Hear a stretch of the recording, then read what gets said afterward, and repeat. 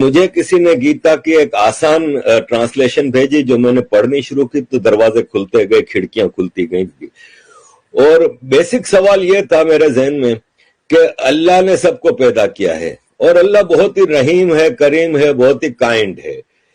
تو پھر میں یہ سوچتا تھا کہ پھر ایک کائنڈ ہے، وہ کہتا ہے کہ جو کلمہ نہیں پڑھتا اس کو میں جہنم کی آگ میں جلاؤں گا. تو میں سوچتا تھا کہ یار میرے بچے ہیں، اگر اس میں سے ایک بچہ میری بات نہیں مانتا تو کیا میں اس کو آگ میں جلا سکتا ہوں؟ تو جب میں ایک انسان نہیں کر سکتا تو وہ رحیم و کریم کیسے یہ کر سکتا ہے؟ تو مجھے گیتا میں اس کا جواب یہ ملا کہ اللہ کہتا ہے قرآن میں کہ بھائی میری بات نہیں مانو گے تو میں جہنم کی آگ میں جلاؤں گا. گیتا میں بھگوان کرشن کہتے ہیں ارجن کو کہ میں نے تمہیں سارا گیان دے دیا، ساری باتیں سمجھا دی، اب یہ تم پہ ہے، تم مانو تو مانو، نہیں مانو تو نہیں مانو. اسی طرح قرآن میں ہے کہ آپ صرف ایک اللہ کی عبادت کرو گے، باقی اگر کسی کی عبادت کرو گے تو آپ جہنم میں جاؤ گے. گیتا کہ کہیں آپ کو کنفائن نہیں کرتی کہ آپ صرف کرشن جی کی پوجا کرو گے یا آپ گنپتی جی کی. وہ کارما پہ سارا زور ہے کہ اپنے عمل اچھے بناؤ، انسان، جانور، پھل پھول پودے، ہر چیز کا خیال رکھو. اور یہی آج کا سائنٹسٹ کہتا ہے کہ کلائمیٹ کے حوالے سے اور یہ سب چیزیں. گیتا کہتا ہے کہ نرم صاف ستھری فوڈ کھاؤ، وہی آج کل بایو فوڈ کے اوپر بہت زیادہ زور ہے. تو یہ سارے جوابات مجھے گیتا سے ملنے لگے، اور پھر مجھے ایک خوبصورت دھرم سے انٹروڈکشن ہوا جس میں سارے انکلوسیو فیسٹیولز ہیں کہ آپ سارے فیسٹیولز، ایک تو فیسٹیولز کا دھرم ہے، اس میں کہیں کوئی مار کٹائی یہ وہ نہیں ہے، نان وائلنس ہے ٹوٹل. اور اس میں انکلوسیو ہے کہ آپ سب کو دیوالی کی برفی کھلائیں، آپ سب کے ساتھ مل کے ہولی منائیں، دیوالی منائیں، یہ وہ. مسلمان کہتا ہے نہیں صرف ہمارے فیسٹیول مناؤ، باقی فیسٹیول منانا حرام ہے.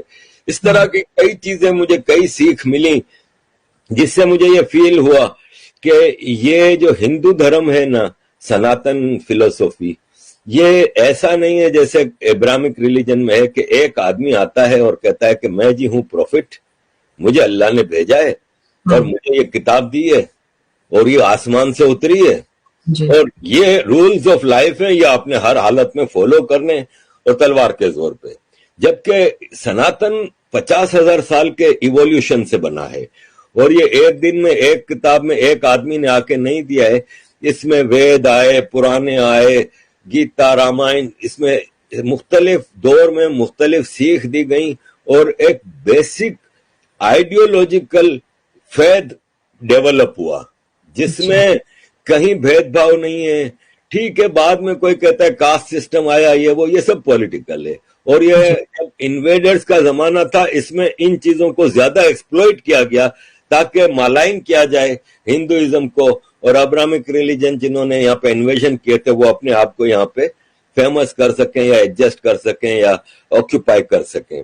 تو باقی ادروائز میں نے دیکھا ہے کہ جیسے عورتوں کے حوالے سے سب سے زیادہ مجھے مشکل یہ آتی ہے کہ دیکھیں دنیا کی 50% پاپولیشن ہے نا، وہ عورتیں ہیں، لیڈیز ہیں، فیمیل ہیں، مہیلائیں ہیں.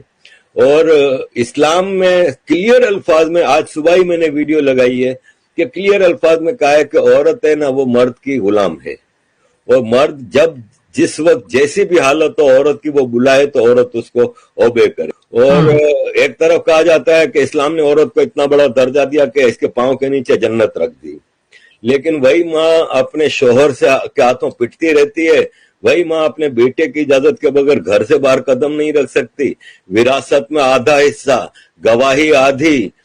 پروفٹ محمد کہتے ہیں کہ میں جب گھوڑے پہ بیٹھ کے اڑ کے آسمان جا رہا تھا اللہ سے ملنے کے لیے تو مجھے جہنم دکھائی گئی، تو میں نے جہنم عورتوں سے بھری ہوئی ہے. ایک عورت نے سوال کیا کہ یا رسول اللہ ایسا کیوں تھا؟ تو بولے اس لیے کہ وہ اپنے شوہر کی بات نہیں مانتی، یعنی غلامی کرو تو تم لوگ تو 50% پاپولیشن کے رائٹس تو ویسے ہی ختم ہو گئے. جبکہ ہندو دھرم میں دیویاں ہیں عورتیں، مسلمانوں میں کوئی دیوی نہیں ہے، لیکن ہندو دھرم میں دیویاں ہیں. کہیں ہم نے ہسٹری میں ایسا نہیں دیکھا کہ بھید بھاؤ ہو کہ عورت کی آدھی وراثت ہے یا آدھا حصہ ہے یا یہ وہ. تو یہ ساری چیزیں تھی جس سے مجھے محسوس ہوا کہ the right path is to follow Gita, no other book.